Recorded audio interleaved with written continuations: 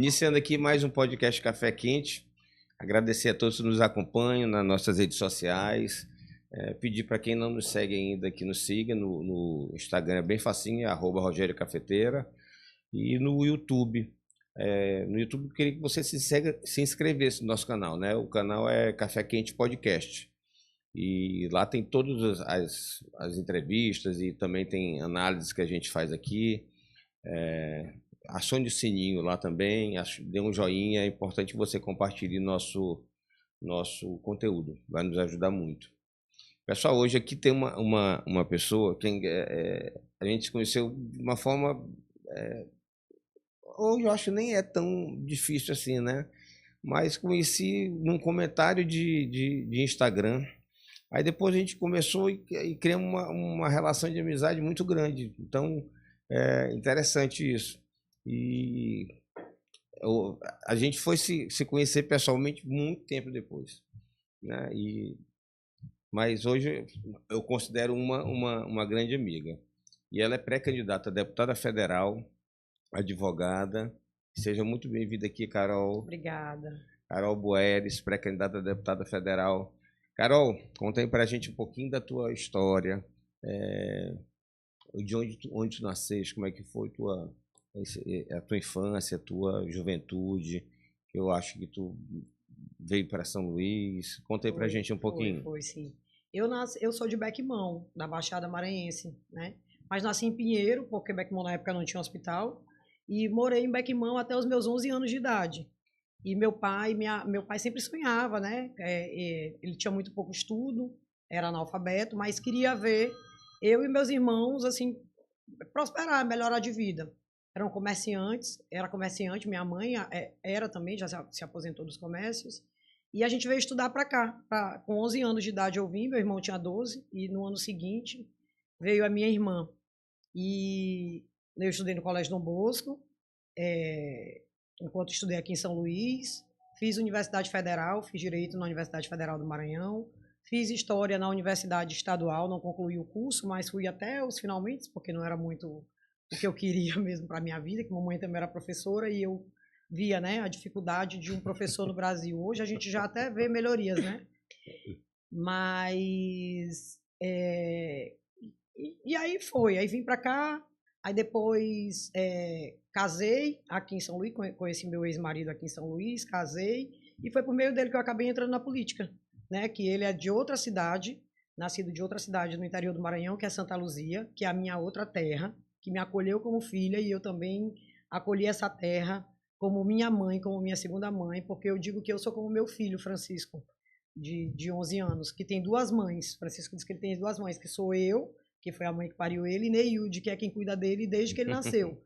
É como eu tenho duas terras-mães, que é Bequimão, onde eu nasci, e a minha terra-mãe, Santa Luzia. E aí foi lá em Santa Luzia que eu comecei a minha vida política. Tinha um projeto político lá para a prefeitura, que no caso seria em 2024. A gente fez um trabalho muito legal lá, um trabalho muito bom.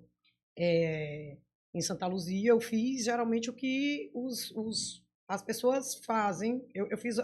Eu segui o caminho inverso do que os políticos seguem, né?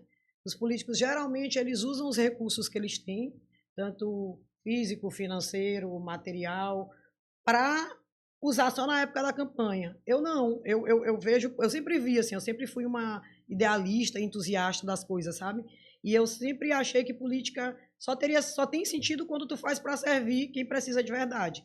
E aí eu comecei a usar os meus recursos para isso, para ficar conhecida na cidade, porque o município de Santa Luzia é imenso, para ficar conhecida na cidade, não como política, não como parente de alguém que já teve um cargo lá na época, né? Sim. Mas como uma pessoa que realmente pensa política de forma diferente, que é como eu penso. Aí eu criei um projeto social que chama Cooperação Social, que tem 3 anos já, que presta assistência médica, jurídica, odontológica, para quem não tem condições. E é um projeto lindíssimo que, depois das eleições, eu quero que tu participe junto com a gente. Carol, sobre esse projeto, né, que eu sabia que tu tinha, eu não sabia exatamente as atividades que vocês desenvolviam lá.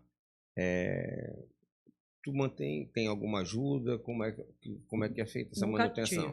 Nunca tive. Para eu te dizer que eu nunca tive ajuda desse projeto, eu tive 2 vezes uma ajuda de uma pessoa que eu gosto muito, que eu tenho um carinho imenso, que é o Dr. Sebastião Madeira, que eu tenho maior respeito. Uma pessoa que mora no meu coração. Ele ajudou uma vez com algumas cestas básicas e ajudou também com outro benefício lá, que eu não lembro o que foi, gente. Não lembro o que foi que ele ajudou. Foi a única vez, mas o resto, quem custeava era eu. O meu projeto, que era grande. Eu, assim, não só eu não vou ser, como é que eu posso dizer, arrogante a ponto de dizer que era só eu. Como é que funcionava o meu projeto? Na minha família, a minha família é formada em sua grande maioria de médicos, advogados, dentistas, e a minha família é muito unida, tanto de parte do meu pai quanto de parte da minha mãe. São 2 famílias enormes. Minha mãe tinha 11 irmãos, com ela 12 filhos, e meu pai a mesma coisa.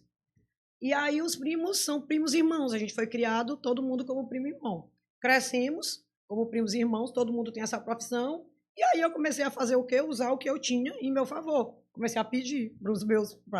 Aí minha irmã, começou eu e minha irmã caçula é médica. Médica, né? Ela tem uma máquina de fazer ultrassonografia, ela comprou uma máquina, ela é especialista em ultrassom, e comprou essa máquina. Aí ela sempre teve vontade também de fazer, de ajudar, porque, Rogério, a gente viveu olhando a pobreza, a gente viveu tendo consciência do privilégio que a gente tinha de viver. Meu pai prosperou de vida quando criança, era muito pobre, mas sempre fez questão de mostrar pra gente o que era a vida, né?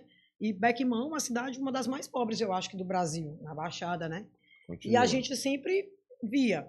E aí minha irmã, depois que ela comprou a máquina de ultrassom dela, ela disse, Carol, vamos criar. E eu sou muito organizada, né? Eu disse, eu administro o projeto e tu faz os exames. E aí, quando eu não estiver fora, eu falei pro meu irmão, que é advogado e meu sócio, né? Eu falei, tu vai fazer a consultoria jurídica.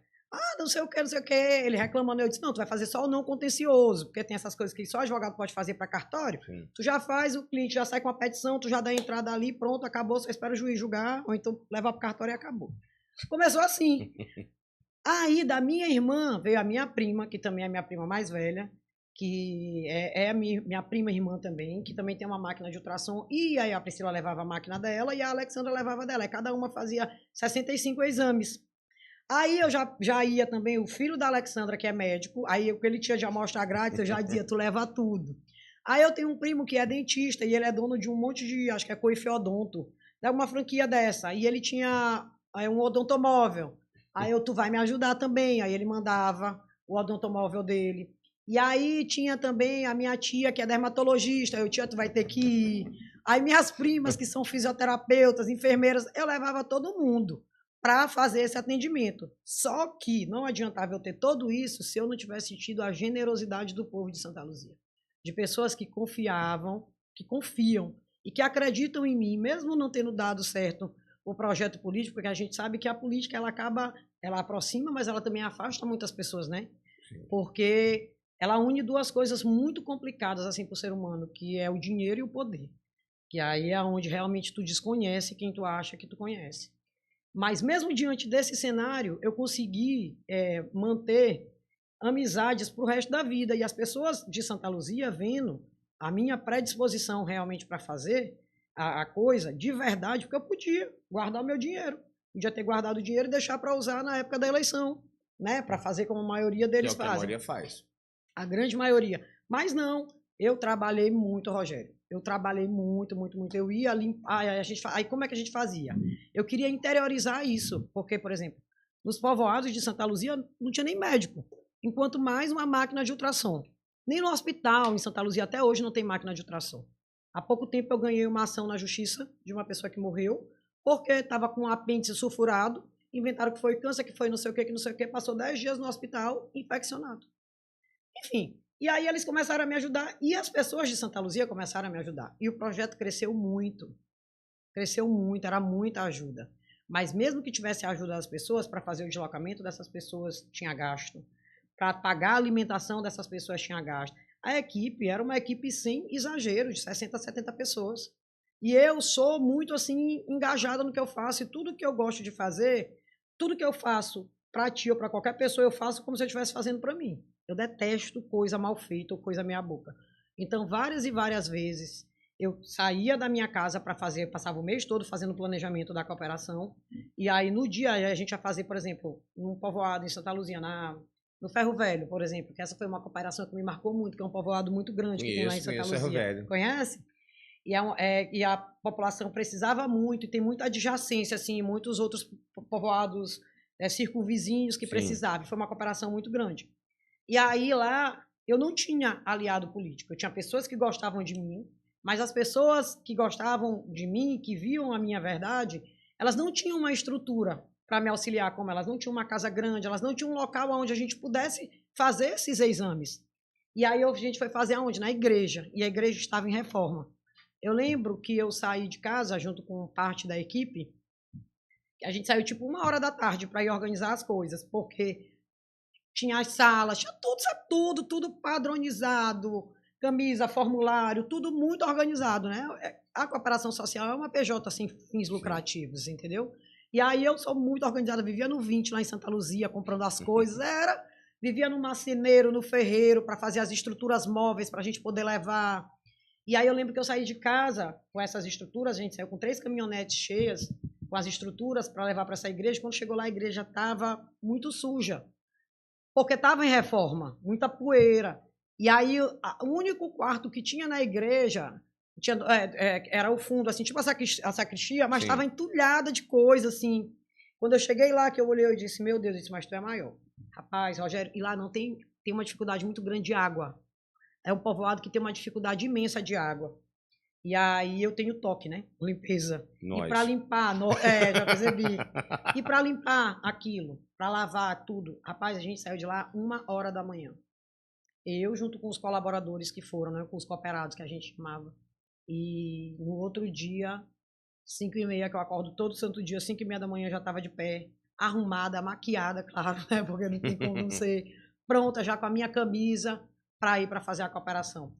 E era assim, a cooperação é um filho para mim, sabia? Eu gosto de fazer, de verdade. Eu gosto de gente, Carol, falaste aqui uma coisa que, sim, que tu investiu no que eu estou dizendo, no trabalho de assistência, de prestação de serviço, de ajudar as pessoas. E tu falou uma coisa interessante, disse, olha, eu podia ter guardado esse dinheiro que eu usei para usar na hora da campanha. Tu acha que tu teria tido mais votos se tu tivesse guardado o dinheiro para a campanha? Na verdade, eu nem cheguei a ser candidata. Eu fiz um trabalho, eu fui candidata a deputada federal na eleição passada. Isso que eu ia te perguntar. Tá, fui candidata a deputada federal na eleição passada, tive uma votação excepcional, muito boa, só perdi para o André Fufuca, porque é praticamente da terra e era o candidato da prefeita na época, e era atrelado. Tu foi a segunda lá? Fui a segunda. E a pessoa que teve o terceiro voto, que foi o terceiro mais votado depois de mim, eu tive mais que o dobro da votação dele. E, tipo assim, tanto é que isso despertou a ira dos políticos lá de Santa Luzia. Eles ficaram, como assim? Quem é ela? Por que ela? E eu ainda não tinha começado com esse trabalho. Só pelo trabalho que eu fazia na advocacia, porque eu sou advogada previdenciária, eu trabalho com trabalhador rural. Sim. Só que eu sempre, antes da política, eu sempre tive uma vida muito discreta. E eu fui procuradora-geral de Santa Luzia por 4 anos, quando o meu ex-cunhado foi prefeito de lá. E eu sempre tive uma vida muito discreta, de casa para o serviço, de serviço para casa. E sempre mantive seriedade nas minhas coisas. Quem é sério, adora o meu jeito de ser. Agora, quem não é, não gosta. Então, quando surgiu essa votação para deputado federal, os políticos lá de Santa Luzia detestaram. Porque, tipo assim, quem é ela? Não nasceu daqui, forasteira, me chamavam só de forasteira, que era uma das coisas que eu ficava mais triste, assim. Porque eu nunca me senti forasteira em Santa Luzia. Eu sempre me senti filha mesmo de Santa Luzia. Ontem eu vou contar uma fofoca. Ontem, quando a gente botou no Stories, aí uma amiga me ligou do interior. Aí disse, ela gosta muito de confusão. Eu digo, mas que tipo de confusão que ela gosta? Não, ela fala muito. Mas agora, como eu sei a quem ela é ligada, eu já entendi o comentário agora. Como ela é o quê? A quem ela é ligada. É uma amiga e é ligada. Entendi.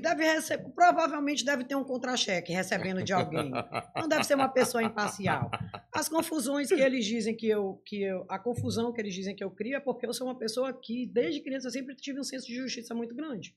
Eu sou advogada previdenciária e se tu chegar hoje no meu escritório, para me contratar, para me fazer uma ação civil para ti, eu não faço.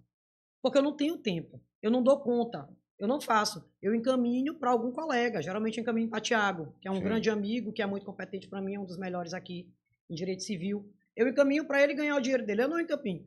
Mas se tu chegar com o teu caso para mim... Quem é Tiago? Branner. Tiago Branner? Depois manda um pix. Manda Não, um pix, manda um presente para Carol. Ele merece a indicação, ele é competente mesmo. Não, eu tô brincando, um amigão, gente boa. E até outro dia a gente saiu para almoçar, eu tava no restaurante, me convidaram e sentaram na mesa. E vinho e tal. Eu disse, Tiago, eu já quero ir, não pedi a conta.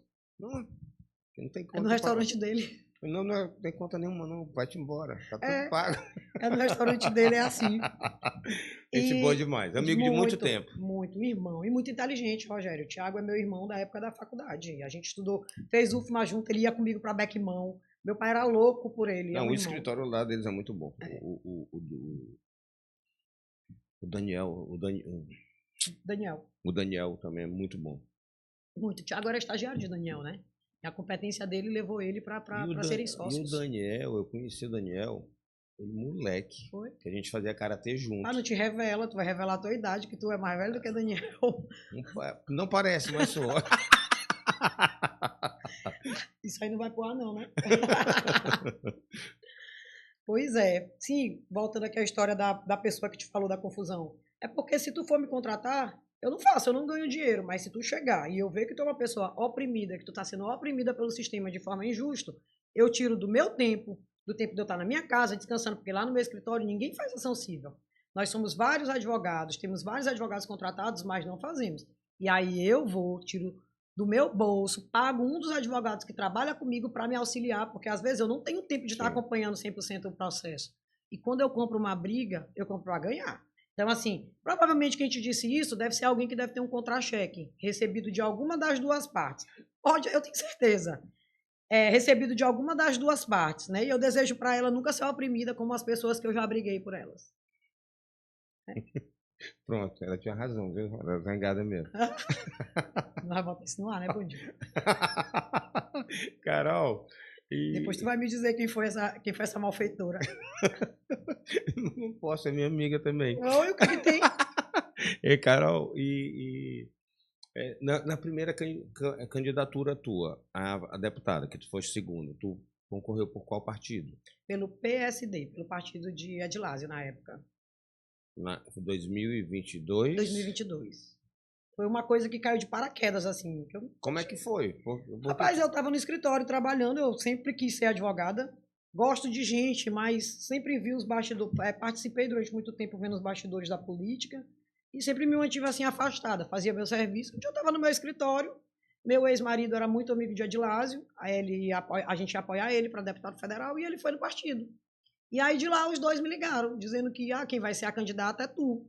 Tu é que vai ser a nossa candidata. A gente não vai apoiar de lá. Eu disse, não, eu não vou não, tu é doido, né? E ele tinha ficado doente na época, e a gente tinha vindo de um monte de problemas, assim, tipo de saúde, financeiro, e a gente estava se reestruturando. Aí eu fui falar para ele, tu é doido, tu vai atrás de Adilásio? A gente não tem como eu ser candidata, tu sabe, eu não tenho tempo, eu trabalho muito e tal, e tal. Não, mas não vai ser assim. Aí veio aquela conversa. Aí foi 3 meses eu dizendo não. Mas não é aquele ditado que diz que água mole e pedra dura tanto bate até que fura? E aí só trazendo porque vai ser isso, porque vai ser aquilo, porque não sei o que, não sei o que. Eu, não, tá bom. Aí eu falei, não, pode ser, mas se eu fizer alguma coisa do jeito que porque eu não gosto da política que eu via, assim, sabe, Rogério? Era aquela política de tudo tu resolver com dinheiro. Claro, o dinheiro é importante, é ele que resolve a maior parte dos problemas, a gente tem consciência disso. Mas para mim era muito agressivo. Tu chegar e sei lá, chegar pra pessoa assim, sei, meio que comprar a honra daquela pessoa. Era meio assim, eu não gostava muito de ver algumas coisas que eu presenciava. E eu dizia, eu posso até ir, mas eu não vou fazer isso. Por exemplo, eu fui candidata, mas eu desafio alguém a chegar para ti no teu podcast e dizer só se for um fake. Porque de cara limpa chegar e dizer, ela me ofereceu tanto para eu votar nela. Ela disse que ia me dar tanto se eu votasse nela. Nunca fiz isso e não é uma política que eu acho legal. Entendeu? Não é uma coisa que me agrada. Eu fico constrangida com isso, sabe? Pior que infelizmente, cara, assim, esse estilo de política tem prosperado aqui, né? Que tu acaba criou-se um círculo vicioso. A pessoa necessitada quer o dinheiro. Acha que a classe política, a grande maioria é desacreditada. Então o eleitor acha o seguinte: só vou olhar ele agora. Esse cara depois daqui ele não vem mais aqui. Então eu vou pegar alguma coisa para mim. E acaba. E pior, ele pega o dinheiro e ele vota. Porque às vezes ele acha que a pessoa tem que saber se ele votou ou não. E ele fica com medo. Aqui em São Luís já tem um negócio terrível que se instaurou aqui, que chama-se BU. Eu tenho. Daqui a pouco, eu tenho certeza que eu vou ter problema. Eu tenho criticado muito o Ministério Público Eleitoral e a Justiça Eleitoral. Porque, Carol, veja bem, uma pessoa que não tem muito dinheiro, pronto, tu é pré-candidato. Tu não tem como começar uma campanha agora, porque senão os recursos que tu tem do fundo partidário, que só vão entrar na época da campanha, que é o certo, tu não tem como bancar agora. Então tu já começa em desvantagem, porque pessoas que têm um poder aquisitivo muito maior e estão dispostos, já vem de uma estrutura de órgão público ou até de mandato, começa uma campanha muito antecipada. E eu fui vítima disso na minha pré-candidatura, nos 3 anos que eu fui pré-candidata lá em Santa Luzia. Porque eu disputava na época com a prefeita, que lançou o marido, a deputada estadual, e a pessoa que era vice-prefeito dela, que hoje é o prefeito lá da cidade, e que vem de uma família de hierarquia política, né? Que é de uma família política. E aí eles utilizavam de um lado, eles tentaram me esmagar de todas as formas. De uma vinha a estrutura da prefeitura, que era gigante, e de outra a estrutura do partido, da família do outro candidato, entendeu? Fazendo rachadinha, pagando coisa, e eu ali oprimida com os recursos do jeito que eu tô te dizendo. E andando na rua e sendo oprimida. E uma vez eu fui no Ministério Público Federal. Falei com o procurador federal, na época, que era o presidente, né, uma pessoa que era conhecida minha, e eu fui fazer uma denúncia a respeito de utilização de recurso público, uma denúncia formal. Era uma pessoa que eu conhecia, que fez UFMA, entendeu? E aí não fui só, fui com os vereadores de Santa Luzia na época, fazer uma denúncia formal a respeito disso, de utilização de recurso público em campanha eleitoral. E porque na época o candidato da prefeita, o marido dela, estava utilizando o escritório de advocacia da prefeitura para as demandas do mandato dele. E aí o procurador chegou e falou, quando eu falei, expliquei tudinho, aí ele, mas é um escritório grande. Ok, é um escritório grande, ele pode advogar para quem ele quiser, mas cadê as notas fiscais? Cadê o contrato com o mandato? Tipo assim, sabe? É uma coisa que eu saí estarrecida, porque é uma pessoa que eu conhecia, muito inteligente. Outra situação também que eu passei, e a gente aciona os órgãos de controle. Eu sou uma rata de acionar órgão de controle. Qualquer coisa que eu vejo, site da Polícia Federal, site do Ministério Público Federal, não faço adoidado. Sim, não faço para infernizar a vida de ninguém. Coloco provas, sei que demora, sei que o tempo de uma investigação demora, até porque os órgãos também não podem agir com irresponsabilidade para indiciar pessoas sem o mínimo, mas eu faço. Um dia eu espero, né, que dê alguma coisa. Eu fiz, vai até no ar daqui a pouco, uma postagem que eu fiz.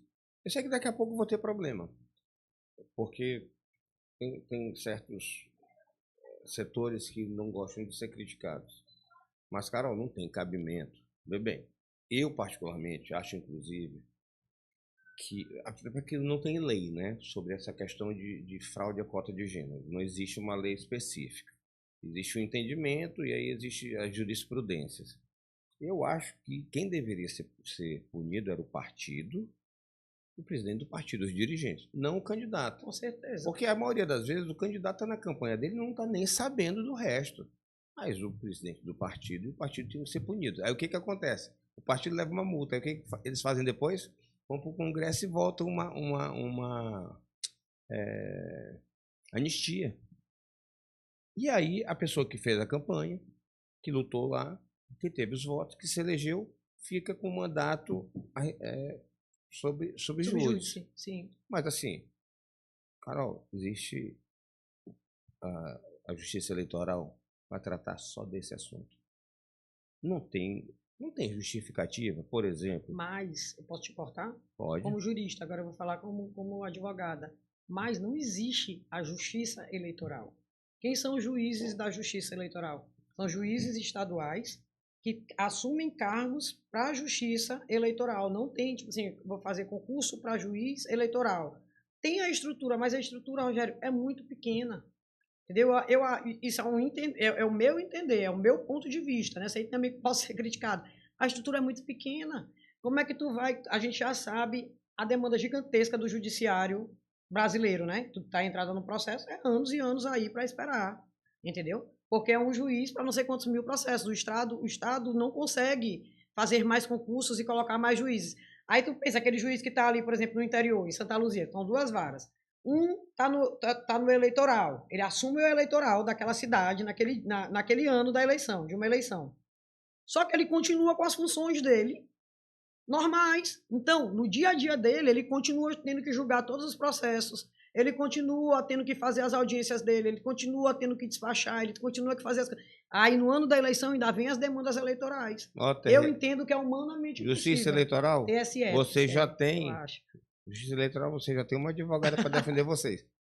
É o que eu acho. Eu acho totalmente contra. Eu sou totalmente, minha opinião é totalmente diferente Acho de que a Carol. estrutura deveria ser maior. O gasto que se tem com a justiça eleitoral é absurdo. Se eles não têm uma estrutura maior, deve ser por falta de organização, porque dinheiro não falta.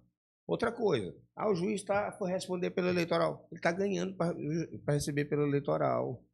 Eu achava o seguinte, para ir nessa morosidade, porque vamos ver bem aqui, eu vou falar um caso específico. Julgamento do Podemos, por suposta fraude de cota de gênero nas eleições de deputado estadual. O mandato está acabando. O TRE daqui não conseguiu julgar. Sim. Não pode ser uma questão de estrutura. É uma questão, outras que eu não sei explicar. Porque na justiça, Carol, eu vou te falar uma coisa. Tem processos que andam lento demais e outros rápido demais. A gente sabe. Então, não é uma questão só de estrutura. É uma questão de outras coisas por trás. Eu sei que para advogado é ruim se posicionar. Com certeza. Teve um amigo, deixa que só eu falo, que ainda não sou advogado, mas ainda vou matar esse meu desejo. Teve um amigo que veio aqui, e ele é advogado. E aí a gente puxou um assunto e ele fez uma crítica muito leve ao Ministério Público Estadual maranhense, Ministério Público do Maranhão. Aí depois eu mandei um vídeo para ele assistir. Ele ligou, rapaz, ele é esposa. Mas ele sentiu muita vontade, acabou falando e tudo, mas ele está em tal função, mas ele é advogado e tal. Eu podia tirar sem problema nenhum. Eu achei que foi bem leve, né? Mas não tem nenhum problema, né? Inclusive, aproveitando aqui, vou fazer também aqui uma crítica ao Ministério Público, né? Que nesse caso da prefeitura, da Câmara de São Luís. Gente, o Procurador-Geral de Justiça tem o filho como subprocurador da Câmara, quando existe claramente um conflito de interesse. E aí, poxa, o Ministério Público perde o prazo para fazer para recorrer, soa no mínimo estranho, né? Mas deixa eu parar de falar mal deles, porque é melhor, porque quando eu disse assim, uns correm rápido, lento demais, outros rápido demais. Eu tenho muito processo na justiça aí. Então vamos mudar de assunto. Carolzinho. Carol. Eu não quero que os meus corram lentos. Carol, da tua campanha primeiro, o que tu mudaria hoje? O que tu acha que tu é racha? Muita coisa. Eu entrei muito ingênua, acreditando nas pessoas, que não deve acreditando em todo mundo, achava que tudo era sei lá, era muito menina, assim, sabe? Muito... Pura. Demais, demais. Eu não, porque assim, Rogério, por mais que a pessoa pode chegar e dizer assim, não, mas ela já sabia o que era política, ela estava. É completamente diferente. Você tá ali atrás, você ser advogada, você ser procuradora, você mexer com gente e tu entrar na batalha. Eu fui muito ingênua. As pessoas que mais me traíram foram as pessoas que eu mais ajudei. E eu não estou dizendo de pessoas que eu ajudei com coisa, eu estou falando de pessoas de dentro de casa mesmo. Pessoas que eu chegava da academia de manhã e iam para minha casa tomar café da manhã para eu dizer para elas o que elas iam falar na Câmara.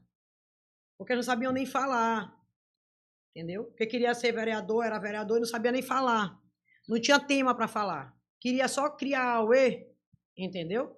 E foi a pior coisa. Foi ruim, sabe? Foi muito difícil para mim. Eu sofri muito, muito, muito, muito, porque eu é, eu perco por falar a verdade. A vida toda foi assim. Desde criança. A mamãe era tipo assim, isso aqui é laranja. Aí eu falava, não, não é laranja, é vermelho. Tu vai apanhar se não for. Se tu não disser aquela, não, é vermelho. Podia apanhar, mas ia. Entendeu? Eu falava, sempre sou uma mulher de muita opinião. E ver o que as pessoas são capazes de fazer. Rapaz, eu errei muito. Confiei em quem não deveria confiar. Sei que são coisas da vida, entendeu?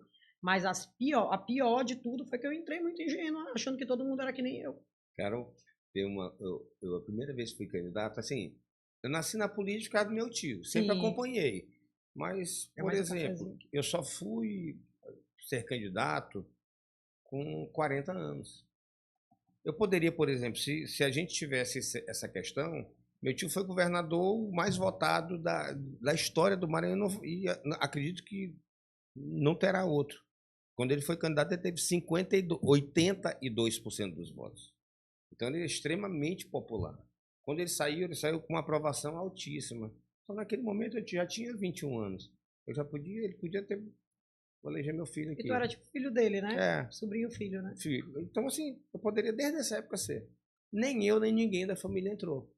Só fomos ser já quando ele estava encerrando, que aí ele demonstrou a vontade de alguém para continuar, né? E a minha prima não gosta de política, não é feito. A Janaína, minha prima irmã. E, e eu sempre gostei de política. Mas quando eu fui candidato a primeira vez, eu não vou falar o nome dele, é um ex-deputado. Ele é muito amigo da nossa família. Mas ele me disse o seguinte: já tu vai ser candidato mesmo? Eu vou tal. Aí na época eu tinha a pretensão de ser cafeteiro e queria que eu fosse federal. Mas eu comecei a observar o cenário e aí teve uma mudança. A Rosana voltou e aí eu comecei a ver quem estava fraco ficar forte. Eu já comecei a me botar no resto, o fim da fila. E ele disse, tio, acho que eu vou de estadual. E, resultado, me candidatei a estadual, ganhei a eleição. Mas quando eu fui conversar com esse amigo, eu tinha muita experiência em política. E a política do meu tio era diferente. E não casava para mim, porque eu não tinha o carisma dele, eu não tinha a história dele. Ali só, do jeito dele só dava certo para ele, não ia dar certo para mim. Sim. Eu tinha que ir pro tradicional. E essa pessoa me ajudou bastante. Aí me disse, Rogério, tu vais agora conhecer o que existe de pior no ser humano. É isso mesmo. Que é na política. Na política, assim, é raro tu fazer amizades. Eu fiz algumas, poucas, mas perdi também. Mas, assim, eu convivi e observei, assim, o que existe de pior no ser humano. As pessoas, naquela hora, parecem mais ou menos o seguinte. Um terremoto que as pessoas saem pisoteando os outros. Desse jeito? Isso é mais ou menos a política. É desse jeito? É desse jeito. Eu passei por isso, Rogério. Já depois da candidatura de deputado, que é uma coisa que me dói, assim, bastante falar, que eu fico até, às vezes, com a voz embargada, quando eu lembro, porque foi depois da morte do meu pai, foi o momento mais difícil da minha vida. Eu fiz uma pré-campanha muito boa, eu não consigo, preciso continuar com a minha terapia para me superar esses alguns meses da minha vida. E eu fiz a minha campanha, minha pré-campanha, fiquei muito conhecida, todas as pesquisas me indicavam ali como empatada com o rapaz que é o prefeito hoje de Santa Luzia, empatada mesmo tecnicamente, ele deputado estadual, eu contra a máquina da prefeitura, a ex-prefeita querendo viabilizar o nome do sobrinho, não conseguia, e ele, como deputado estadual, usando toda a estrutura da Assembleia em torno de uma pré-candidatura dele para prefeito, e eu ali esmagada, encolhida, com recursos próprios, limitados, enfim. E fui indo e mesmo assim, né, o povo, porque a minha maior, nas pesquisas, aonde eu sempre fui muito benquista, sempre via pelas pesquisas, era pelas pessoas menos favorecidas, porque o trabalho que eu prestava era para eles. A classe política, como eu te falei lá da cidade, como eu já tinha sido procurador e eles já sabiam a minha forma de trabalhar, que eu não aceitava muita sem vergonhice, eles não me queriam. Eles falavam para todo mundo, qualquer um menos ela, porque com ela a gente não vai poder fazer as coisas. Inclusive as pessoas que faziam parte do grupo do meu ex-cunhado, eles não me queriam lá. Por isso, porque eles queriam para ele e não para o povo. E aí eu fiquei encolhida o tempo todo e fazendo mais todo o tempo ali, sendo o calcanhar de Aquiles da vida deles. O calcanhar de Aquiles. E aí até janeiro a gente fez uma cooperação social de 2024, entregamos, uma não, duas, entregamos carne para as pessoas mais pobres, fizemos exames num povoado bem distante de Santa Luzia. E quando chegou em fevereiro, começo de fevereiro de 2024, antes do carnaval, eu estava empatado tecnicamente com ele, eu e ele éramos oposição. A família, que era quem bancava a candidatura dele, já tinha dito para ele que se ele não conseguisse manter uma distância eleitoral minha maior, ele teria que recuar por causa do mandato para deputado que ele tinha, estava muito endividado, né, por conta dos compromissos e tal, e ele ia ter que recuar, para ou vir compor comigo para eu apoiar ele na eleição, sim, ou depois, né, enfim, eu apoio a prefeita lá, que ele já tinha sido vice dela, mas já tinha mudado o discurso. Sim. E aí eu estava esperando passar o carnaval, que provavelmente ele ia desistir da candidatura, ele sabe que ele ia desistir. E aí minha mãe foi fazer uma clipagem de aneurismas, uma cirurgia que era normal, fez a angiorressonância, o exame direitinho, tudo certo. Ia ser uma coisa bem simples. Só que, na hora da cirurgia, ela tinha uma má formação em uma das veias. Tipo assim, ela tinha como se fosse um buchinho do lado de fora. E aí, quando ele clipou, o exame não tinha como detectar, porque ele passava por dentro da veia, não tinha como detectar essa má formação fora. Quando clipou, sangrou a cabeça dela. Então, ela teve um AVC dentro da sala de cirurgia. Minha mãe passou mais de 30 dias entubada. E aí, foi aí que eu... Foi hemorrágico? Foi, porque ela foi na cirurgia, ele clipou o aneurisma, que era para clipar lá onde estava a má formação dela, e ela tinha uma má formação por cima que o exame não detectou e não tinha como detectar. E aí, na hora da cirurgia, começou a sangrar a cabeça dela. Ela teve um AVC, o acidente vascular cerebral é o sangue fora das veias no cérebro, né? E aí foi interrompida a cirurgia, ela não clipou naquele momento todos os aneurismos, passou não sei quantos dias entubada no Hospital São Domingos. Meu pai já é falecido, né? E aí, naquele momento, foi que eu perdi meu chão. Aí, para uma pessoa como eu, que trabalhou 2 anos e meio, levando assistência de saúde em primeiro lugar, cara, eu levei para Santa Luzia a carreta da mulher 5 vezes. Junto com o Hospital do Amor de Imperatriz. Quando eu quero uma coisa, eu não me assossego. Eu vou atrás até e eu faço tudo bem feito. E aí minha mãe doente, as pessoas que viviam na minha casa, que me conheciam, que sabiam que eu passava meses sem vir aqui na minha casa de São Luís, e meu filho pequeno estudando aqui, eu mandava levar ele para o interior. Essas pessoas começaram a me dar pressão psicológica para eu ter que voltar. Como se a política fosse a coisa mais importante da face da terra. Entendeu? Como se, tipo assim, e aí o pior de tudo isso foi eles começarem a dizer que eu era, para tentar justificar o que eles queriam, que era um acordo com alguém, porque era ano da eleição, e parece que tem uma epidemia nessa época, onde as pessoas acham que não vai mais ter dinheiro e nem oportunidade no mundo, se não for na época da eleição. E aí tu sabe que o carnaval é aquela coisa que fica afoita. Eu lembro que fizeram uma festa de carnaval para mim, né, do meu grupo, uma festa muito boa, muito, muito bacana mesmo. Eu saí daqui de São Luís chorando, cheguei com a cara desse tamanho.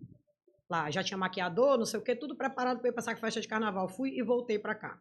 E depois eu não tive mais estrutura psicológica para aguentar. E eles me dando pressão, dizendo que eu era egoísta, que eu tinha jogado fora o projeto político que foi construído por todo mundo, que não tinha sido sido construído só por mim, que eu tinha que voltar, como é que eu ia voltar para prestar assistência de saúde para quem mais precisava, se nem eu estava bem da minha saúde mental com a minha mãe na beira da morte? Abaixo de Deus, Rogério, para quem eu devo alguma coisa nessa vida, para o meu pai, que não está mais aqui, para minha mãe, que abriram mão de tudo na vida deles. A única vez na vida que minha mãe precisou de mim e dos meus irmãos foi nessa época que ela ficou doente. Aí depois ela saiu do hospital, não falava, não andava só, não ia para o banheiro só, precisou de uma cuidadora. Meu irmão, a sogra dele já tinha tido um problema de saúde, de cirurgia, estava em home care na casa dele, ele mora no condomínio do lado meu. A minha irmã, mãe solo, morava num apartamento pequeno aqui e viaja o tempo todo para trabalhar, senão coisa. Quem foi que restou? Eu. Porque o meu irmão me segurava no escritório enquanto eu estava fazendo política. Então ele ia continuar me segurando para eu voltar para casa para ficar com a mamãe. Aí o que foi que eu tive que fazer? Parar. Porque quando Deus manda os sinais para a gente, ou a gente aprende da melhor forma, ou aprende no amor, ou aprende na dor, né? Eu tive que voltar para casa. Eu também não queria. Porque a perda, para mim, de dinheiro a gente recupera. Pode ser 1 ano, 2 anos, 3 anos, como tu falou. Tu teve um gasto muito grande financeiro, tu passou não sei quantos anos pagando, mas não pagou. Mas o tempo tu não recupera nunca mais. Ele foi e ele não volta mais. Então, o que eu perdi de mais precioso foi meu tempo, que não volta. Eu não estava brincando de fazer, eu doei, eu dediquei a minha vida àquilo. E quando eu precisei dessas pessoas, e eu não precisava de auxílio financeiro, eu só precisava, sabe de quê? De compreensão. Elas me viraram as costas e começaram a me levar para um caminho, me obrigando a fazer uma coisa que eu não queria fazer, que foi acordo político, que todo mundo sabe. Que foi um acordo político que me levaram arrastada, igual se arrasta boi brabo pro curral. Foi desse jeito que eu fui. E eu tenho como provar isso, porque se algum deles, tanto o prefeito atual de Santa Luzia quanto a ex-prefeita, elas iam atrás das pessoas que me rodeavam, iam atrás do meu ex-marido. E quando eu via ele falando, eu ficava muito chateada, porque eu falava para ele, eles dois não representam o que eu entendo como política. É uma traição. O que eu penso é uma traição. Aí tu idealiza. Aquela menina que apanhava em casa por falar o que pensa, ter que ser obrigada a ter que cumprir um acordo porque um grupo quis. E aí, como eles já me conheciam e sabiam que eu não ia, e sabiam que, abaixo de Deus, o que é mais importante para mim é a minha família, criaram uma candidatura do meu ex-marido para ser vice, lá que diziam essa é a única forma dela vir. Se ele não estiver na chapa, ele não vem. Porque eles queriam me colocar, eu não vou de jeito nenhum. Todo dia, eu tenho um vídeo guardado, que eu não vou mostrar aqui agora, porque se eu não mostrei no tempo, agradecendo as pessoas e dizendo que eu não ia apoiar ninguém. Eu tenho mensagens que eu troquei com as pessoas. Isso na eleição de 24? Isso na eleição de 24. E aí colocaram meu marido foi, ele se colocou, junto com parte do nosso grupo, como candidato, para eu poder ir. Porque como eu criei a minha política, e era a doutora Carol, não era a cunhada de fulano que foi prefeito, entendeu? Era a doutora Carol. Eu consegui, com o trabalho, fazer isso. Mas assim, eu sofri muito. Eu sofri muito. Muito, muito, muito, muito, muito, muito. Sabe que é tu fazer uma coisa que tu sabe que não vai dar certo? Que não é o teu perfil, que tu não gosta, que tu... E todo mundo sabia. E aí eu acabei sendo obrigada a ter que fazer isso. Porque também eu entendi que realmente não foi só eu que construí aquilo. Só que no meu momento da minha retirada, tu é louco. Pessoas de dentro da minha casa, as pessoas que eu mais ajudei, pessoas que respondiam a 100 e poucos processos. Que eu, com o meu trabalho, com a minha dedicação, consegui ir arquivando, arquivando, arquivando. E aí as pessoas se voltaram contra mim. E aí, para justificar o que elas queriam, que para mim é o pior, elas inventavam as coisas. Inventavam. Criavam factóides, porque ela é arrogante. Porque ela é assim, porque é difícil, né? Lidar com gente que não tem, gente como eu que não tem o rabo preso. Com gente como eu que chega e diz eu quero, eu não quero, eu não quero e pronto. É difícil, mas foi dolorido, foi muito dolorido. Aí eu larguei, depois quando chegou na época da eleição, fui cumprir o que parte do grupo tinha ido, mas quem votava em mim, as pesquisas já diziam, não acompanhava, que era a população mais carente. E aí teve uma bandeada, consegui trazer algumas pessoas, poucas pessoas. Quem já estava, já estava. Eu já tinha o acordo era com o atual prefeito? Não, o acordo, Deus me livre. Aquele homem ali, eu não desejo a ele nunca. E isso aqui eu não quero que tu corte. Isso aqui tu pode botar. Eu não desejo nunca. E aí eu olho bem para aquela câmera, que façam com ele o que ele fez comigo quando a minha mãe estava doente. Eu não desejo nunca que façam com ele. Porque no dia que ele foi para minha casa, lá para o meu condomínio, atrás do meu ex-marido, para fazer acordo, para oferecer vantagem, meu filho chegou pro meu ex-marido e falou: papai, você vai receber esse homem aqui na nossa casa.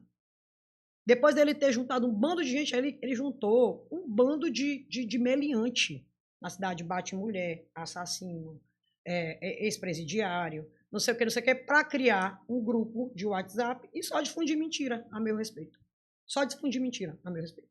Que eu era arrogante, que eu era desequilibrada, que eu era isso, que eu era aquilo outro, porque eles nunca aceitavam que eu consegui chegar onde eu consegui chegar com trabalho, mostrando para as pessoas que a política realmente pode ser diferente. Um dia, quem sabe, né? Eles acham que eles que me tiraram da política, mas não foi.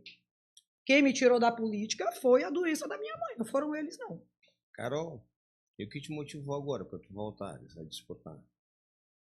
Cara, a conversa que eu tive contigo, foi, tô falando sério, de ter dito, as pessoas de Santa Luzia, que disseram para mim que o que eu fiz, que o que eu trabalhei não podia ficar para trás.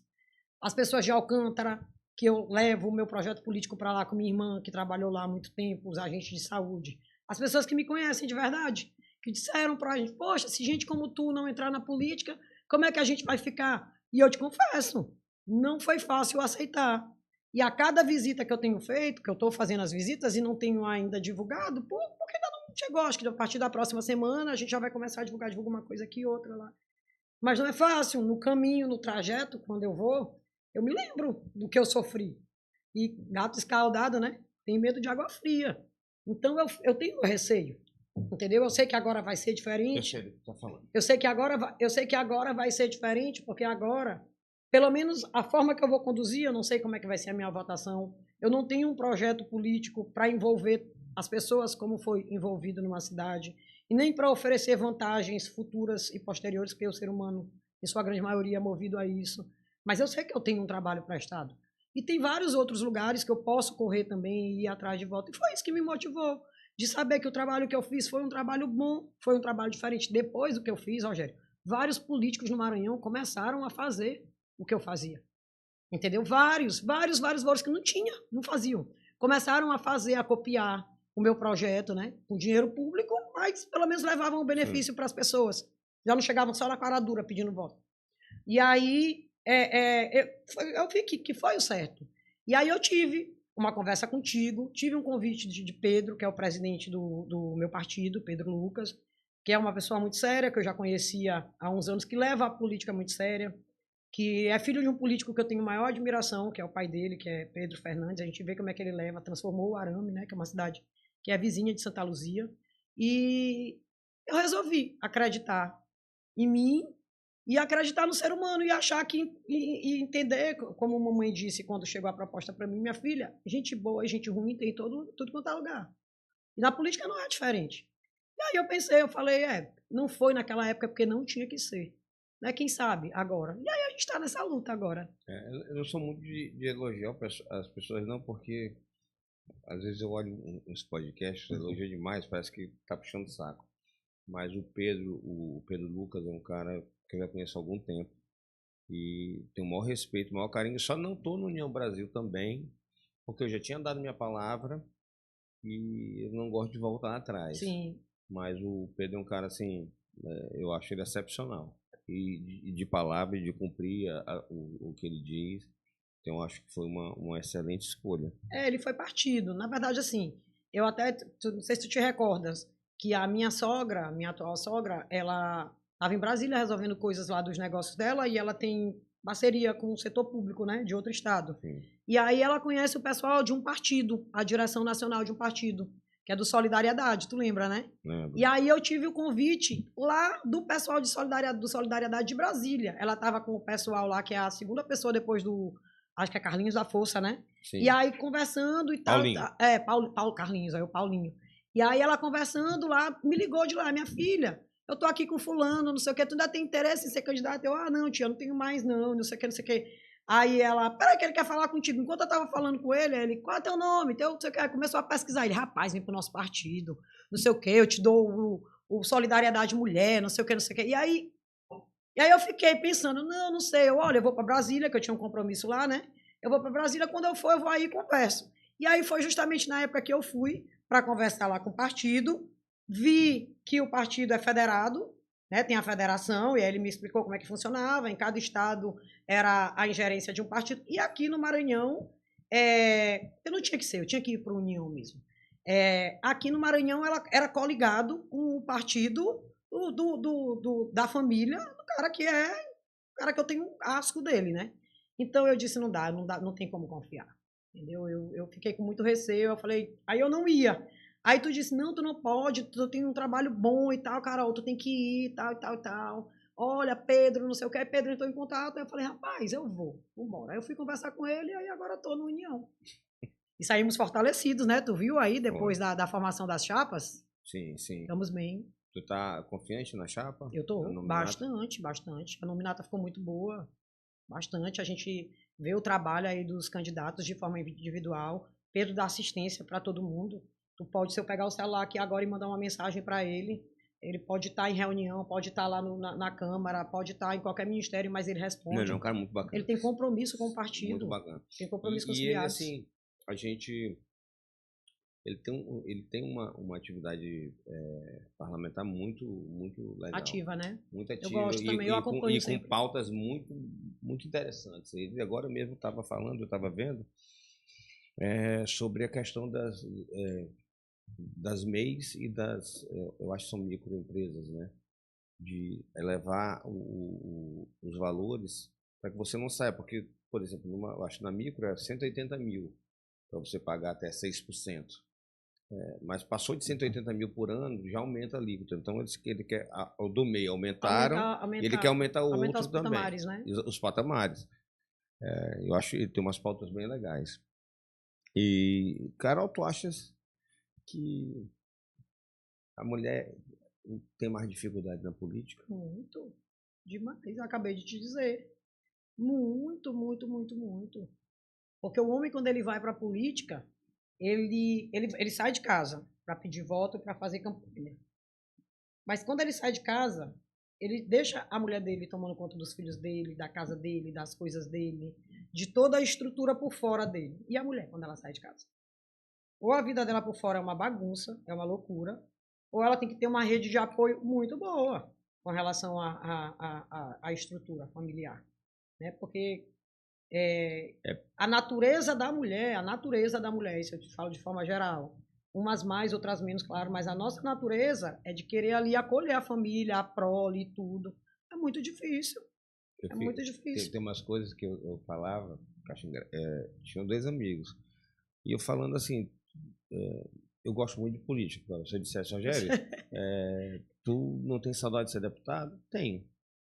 Mas hoje eu sei a realidade, sei o que é ser deputado e sei o custo que existe hoje. Então, assim, eu se precisasse ir para comprar um mandato, se eu conseguir conquistar um mandato é uma coisa, comprar um mandato, como a maioria está fazendo hoje, para mim não vale a pena, até porque é um péssimo negócio, tu vai ter prejuízo. Tem gente que vê política como negócio, não como meio de tu ajudar as pessoas, de servir.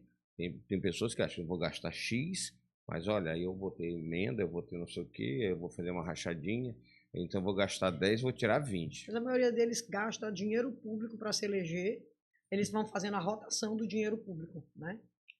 Gasta dinheiro público para comprar o mandato, depois, entendeu? E é por isso que tu vê uma levada de gente incompetente assumindo cargo. O cara deputado, deputado não sei o que, nunca fez um projeto de lei copiado não sei da onde, entendeu? Aqui no Maranhão é uma coisa que para mim é muito triste.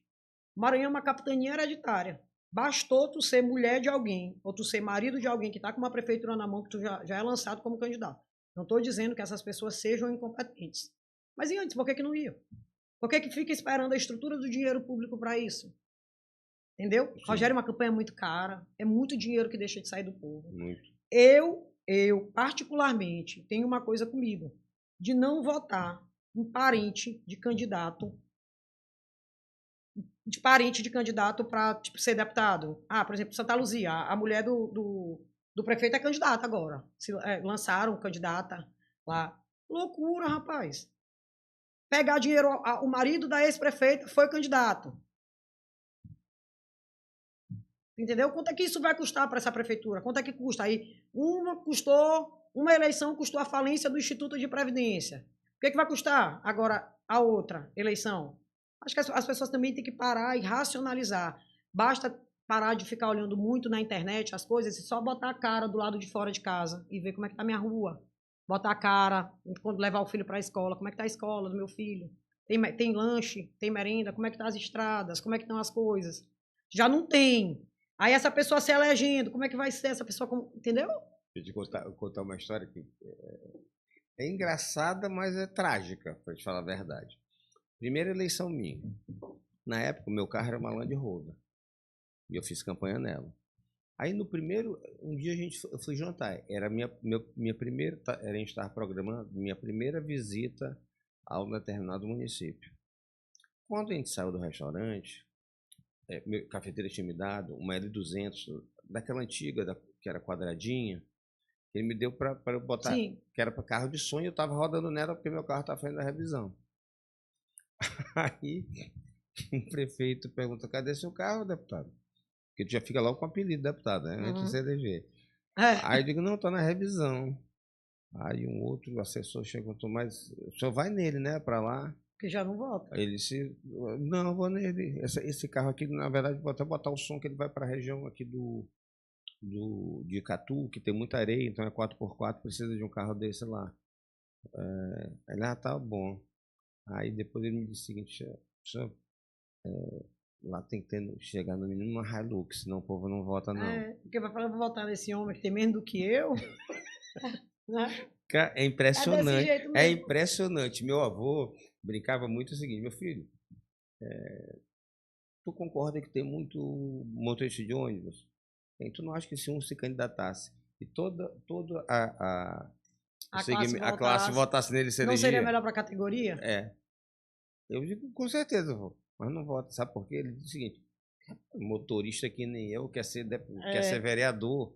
Então, assim, as pessoas têm que mudar a mentalidade delas. Com certeza. Né? Porque, infelizmente, a política tem mudado e, na minha opinião, a maioria das vezes mudado para pior. Carol, e tu eleita, qual seriam as tuas bandeiras principais? Primeiro, eu queria tipo o projeto social que eu tenho, que é uma PJ, sim, eu queria tipo tornar ele algo público, utilizar a parte dos recursos públicos para manter ele, aumentar e fazer ele rodar todo o Maranhão. Idealiza, local onde nunca teve um médico especialista, um dermatologista. Eu tinha uma parte do meu projeto que era muito legal, que eu cuidava de crianças especiais. 5 profissionais, amigos meus, psicólogo, terapeuta ocupacional, e aí eles iam de 15 em 15 dias para atender. Pô, tu já pensou o que é isso? Tu ter, tipo assim, aquelas estruturas, isso que eu faria com o meu mandato. Tu ter aquelas estruturas gigantes, tipo aquelas carretas, tipo o mutirão que Elisiane Gama estava fazendo um tempo, não sei se ela ainda carreta faz. Da mulher, não, tipo uma carreta, da carreta da mulher? Não é só uma carreta, é uma estrutura. O meu projeto é tipo o projeto dela, só que menor. Só que é uma estrutura pequena, né? Porque eu não tenho recurso público para manter. E são várias assistências que ela leva. E aí ela interioriza isso. E aí eu utilizaria para isso. Tipo assim, tornaria o projeto público, né? A minha forma de fazer, criaria, não sei como se faria uma parceria com o Estado do Maranhão, e aí destinaria o dinheiro do meu mandato para isso, para criar essas assistências itinerantes, para levar para o interior assistência jurídica, odontológica, oftalmológica, enfim, tudo. Eu acho que ela tem essa parceria, inclusive. Ela tem, só que ela usa parte do dinheiro dela, né, do mandato. Aí tem parceria com o SESI, com o Senai, que não sei o que. É mais fácil, né? Governo, sim, é mais fácil, Rogério. Quando a gente é pessoa comum, ainda mais eu que não vim de uma família política, não vim de renome político, a gente encontra muita dificuldade para conseguir as coisas. É porque eu sou entrona mesmo. Carol, e falando da política daqui, agora da eleição. Como está qual a tua posição em relação a governo e Senado? Tu já tem definido teus candidatos? Rapaz, hoje a minha definição para governo, eu vou votar no Orleans. Eu pensei há um tempo atrás em votar no Brade, porque eu gosto muito do Fernando, é uma pessoa muito acessível, um deputado, acho que vai se eleger provavelmente deputado federal, um menino bom, atuante, competente, mas eu não tenho como ir contra a diretriz do meu presidente, né? Do presidente do meu partido. E Pedro tem se mostrado muito coerente assim nas determinações dele, mostrado que grupo é grupo. A gente viu aí a grande possibilidade dele para ir para o Senado e a gente vê que ele está disposto a abrir mão dele mesmo, de galgar até um cargo maior para ele. Quando a gente estava vendo aquela conjuntura com o Fufuca, antes de Fufuca sair, ele abrindo mão para tentar manter o grupo. E o comportamento que eu vejo ele com o partido, como presidente do partido, eu vejo isso com muita responsabilidade. Então, eu acho que seria muita falta de consideração, não sei se é a palavra correta, para com ele. Eu acho que eu não votar no Orleans seria fazer com ele o que fizeram comigo lá atrás, porque eu estou vendo o empenho dele. Eu estou vendo que ele, assim como eu fiz lá atrás, abriu mão de muita coisa pessoal para ele em nome desse grupo, em nome de ver se vai dar certo, de tentar dar certo. E eu vejo que a política dele é uma política muito séria. Então, eu não tenho como ir contra. E aí, depois que Edivaldo entrou, que é uma pessoa que eu tenho uma admiração imensa, que para mim, depois da Rosiana, eu não conheci teu tio, mas é o político mais carismático do Maranhão, para mim, pessoalmente. Depois de Rosiana Sarney, Edivaldo é uma pessoa que é um ser humano que tem luz, é uma pessoa que eu gosto, que eu sou fã, fui fã do trabalho dele aqui em São Luís. Depois que Edivaldo entrou, aí tu sabe quando o teu coração diz, é aqui mesmo que tu tem que ficar. Então eu sou Orleans. Quando eu anunciei ele, tu me mandaste uma mensagem, tu lembra? Acho que foi uma das primeiras, né? Foi. Porque eu sou fã do podcast, né? Eu sou... Aí eu mandei, agora... tu mandaste uma mensagem. Agora eu voto. Não, eu já tinha te dito que eu votava. Aí eu te falei assim, acho que tipo assim, agora meu coração, agora eu voto de coração, não foi? Foi mais ou menos isso. Foi, mas o Pedro é um cara, eu acho importante isso. E na política lá atrás, eu acabei sendo, como eu te falei no começo, sendo levada para uma conjuntura e acabei tendo que entender que política é isso, política é grupo. Ó, Pedro é meu amigo. Uma vez eu cheguei pra gente conversar, conversando sobre questão de Senado e tal. Eu disse, Pedro, deixa eu te falar uma coisa. Eu, graças a Deus, tenho boa relação com todos os segmentos da política aqui. Só tem uma pessoa que tu sabe quem é, que eu não gosto, e quero continuar sem gostar, e quero muita distância dele e da família dele. Depois tua amiga vai dizer que eu que sou braba. Não. Que eu que sou... Do irmão dele, não. Se tu botar do irmão dele, não, mas da família dele mesmo. Se tu botar no podcast a parte lá que tu disse que tua amiga disse que eu era brabo, porque vão cortar só a tua partezinha, né? Que eu gosto de confusão, e vão sair mais me malhando. Tu vai ter que botar essa parte tua aí também. Não, vou botar. Só tem uma pessoa aqui que, na política que eu não quero, só quero distância. Sim. Né? A família que eu digo é a família dele mesmo. Eu sei. Ele, a mulher, filho. Sim. O irmão eu gosto, não tem problema nenhum. Eu me dou bem com todos. Já tem mais alguém para me pagar? Agora que eu vi, papai. Tu é viciada que nem eu em café, Tu acha que eu me mantenho magra como? É melhor tomar café do que... não. Sim. Regis, tu viste o que ela falou? Não é graças a ti, não. É graças ao café. É louco? Isso é uma saia justa, viu? É porque Regis que prescreve o café para ela. É verdade. Carol, eu até me esqueci agora que eu ia falar. Sim, então eu me dou bem com todo mundo. Aí uma vez eu cheguei para Pedro, a gente conversando, essa questão do Senado e tal. Aí eu dei a minha opinião para ele, sincera, que quem eu gosto, eu tenho esse mal de ser sincero. Eu disse, Pedro, cara, tu não é alto clero. Tu é altíssimo clero em Brasília. Eu conheço Brasília, Congresso, desde que eu era criança. Meu tio me levava para lá, eu acompanhava ele. Eu acompanhei, eu sentava e ficava escutando conversa dele com Ulisses Guimarães, com o Tancredo Neves. Então, assim, eu acompanhei esse tempo todo. Tu ser alto clero em Fez Brasília. parte da história política, né? Tu ser alto clero em Brasília não é para todo mundo, tu não é alto clero, tu é altíssimo clero. Vou te dar uma sugestão de amigo. Não vai para senador. Essa campanha de senador tá diferente.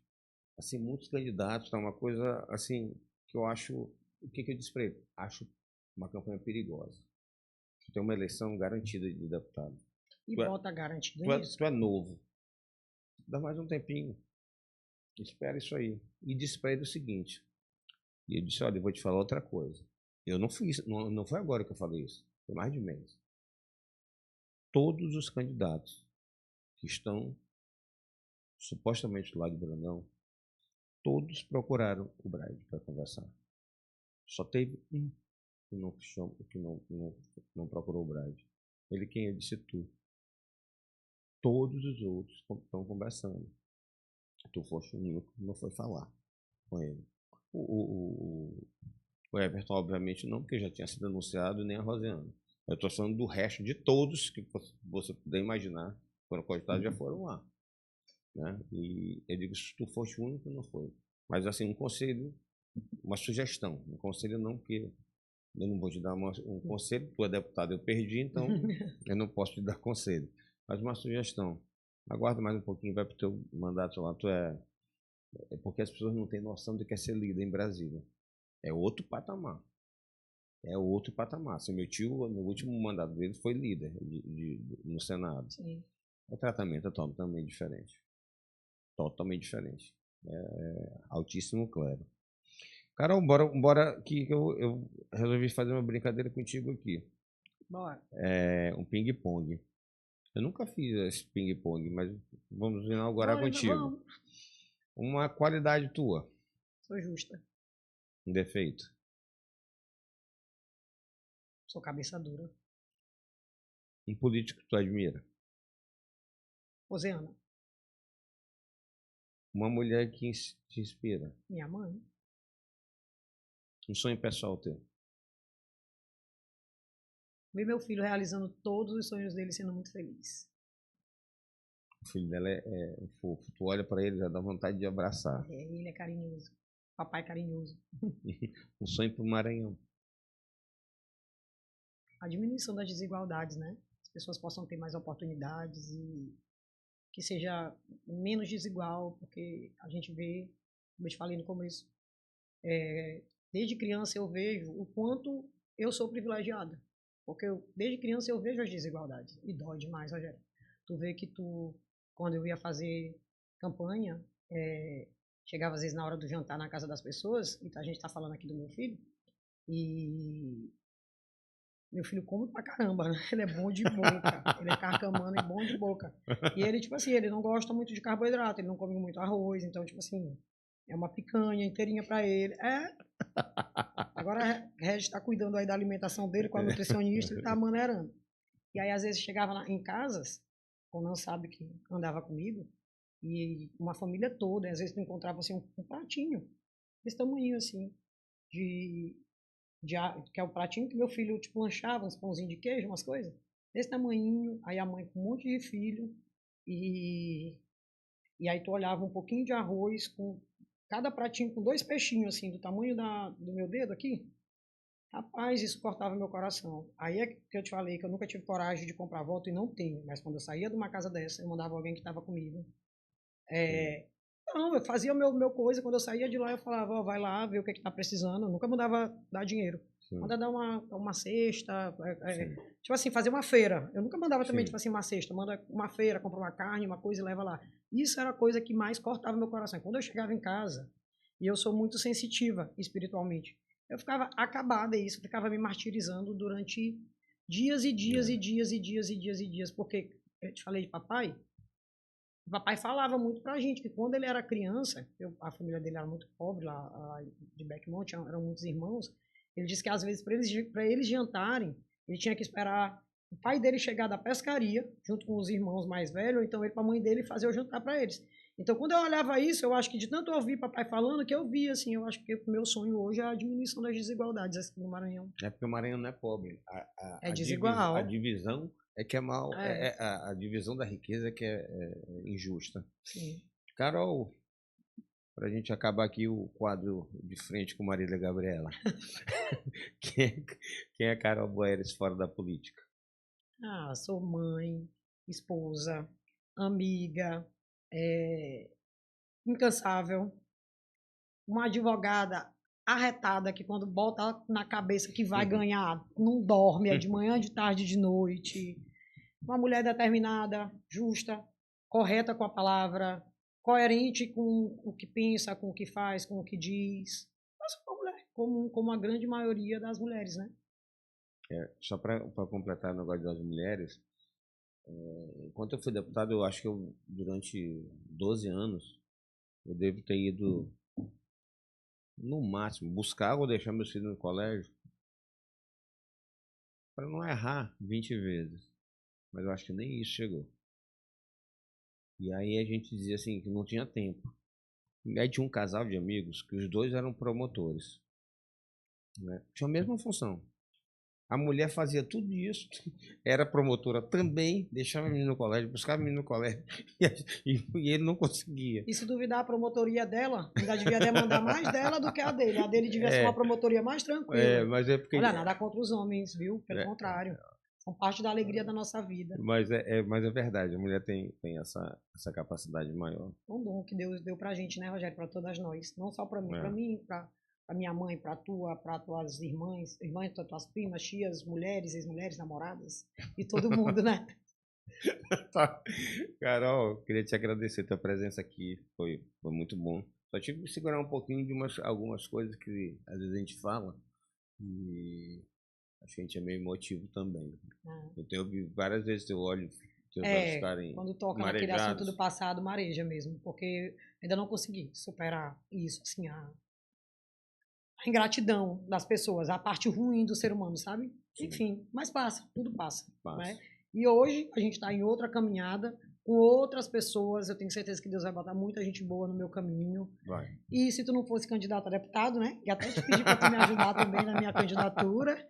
E é isso, eu que te agradeço pela oportunidade, porque tu sabes que eu sou fã do teu trabalho, da tua inteligência, da forma como tu faz, como tu coloca as coisas, da forma como tu puxa a informação que tu quer saber, que é de forma, às vezes, sarcástica, mas muito inteligente, e se a pessoa não for esperta, nem tá percebendo que tu tá ali puxando o que tu quer, Maria, para mim é um privilégio muito grande hoje estar aqui. Obrigada. Eu te agradeço, te desejo sucesso, e que nem eu falei ontem, quando eu estava vindo para cá, olha onde eu cheguei, estou sentando na cadeira do podcast do Café Quente, que é o podcast mais comentado, visto e atualizado de política do Maranhão. Parabéns, Carol, eu vou te falar uma coisa, às vezes Deus fecha uma porta e abre outra para ti.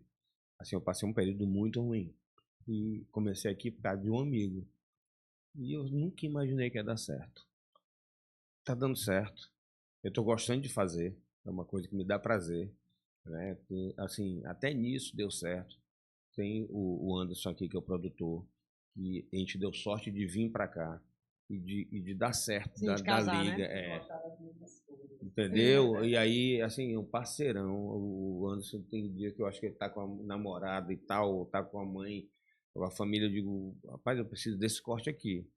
Ele para tudo para fazer. Então, assim, e eu já fiz em outros lugares, e se eu tivesse começado lá, talvez não tivesse dado certo. Porque Deus sabe de todas as coisas. E aí eu tô numa fase bem, assim, tô bem feliz agora. Bom, tu merece.